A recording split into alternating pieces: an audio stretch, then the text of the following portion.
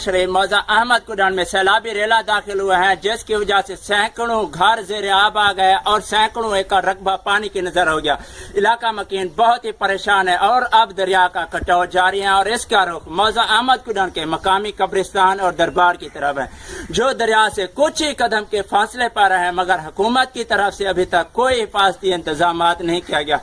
عوام کی عمران خان اور وزیر اعلیٰ پنجاب عثمان بوزدار سے اپیل ہے کہ جلد از جلد کوئی حفاظتی انتظامات کیے جائیں تاکہ قبرستان اور دربار دریا کے اس کٹاؤ سے بچ سکے۔ میرے پیچھے ہی دربار موجود ہے، دیکھ سکتے ہیں آپ، دریا سے چند ہی قدم کے فاصلے پر موجود ہے، مگر حکومت کی طرف سے ابھی تک کوئی عملہ یہاں پر نہیں پہنچا۔